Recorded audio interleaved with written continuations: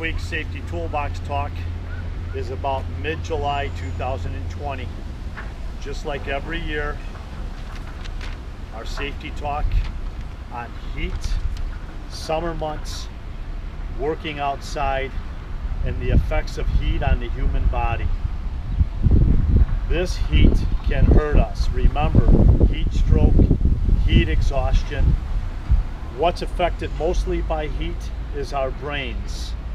You know, we're out here working, we're hitting it hard, we're tunnel visioned, we're doing our task, we get overheated, we start to get faint, we get dehydrated, and we end up passing out. Let's be aware of the heat. Let's talk about it in our morning huddles.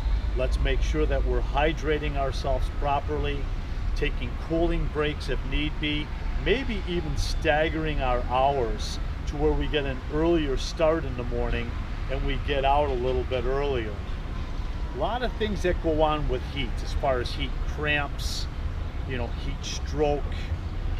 You need to understand all the symptoms: nausea, vomiting, fainting, dizziness, clammy skin, heavy sweating, fatigue, weakness.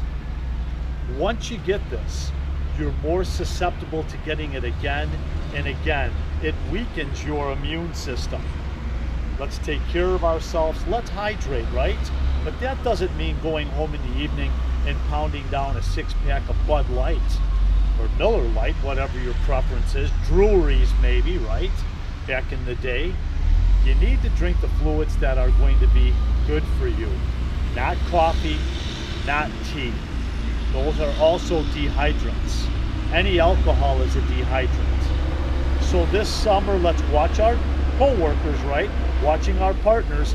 For the guys on suspended boards working those elevations in the sun, you're literally getting baked up against the side of the building. Keep an eye on your co-worker. Know your co-worker. Communicate that you're not feeling well. And if by chance someone does fall out, let's get them out of the sun to a cool place. Let's get them some fluids, and if it's very severe, we have no choice but to call 911. Now, I have had this happen in my career. When I was a concrete guy, I had one of my finishers fall out, and he actually spent an entire night on an IV in a hospital.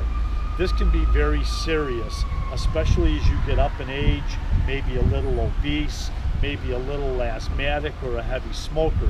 A lot of things compound into this. So let's take care of number one. Let's talk a little bit about this heat this summer and how we're going to attack this thing and engineer out the potential of any of us coming down with these symptoms. Let's have a safe week.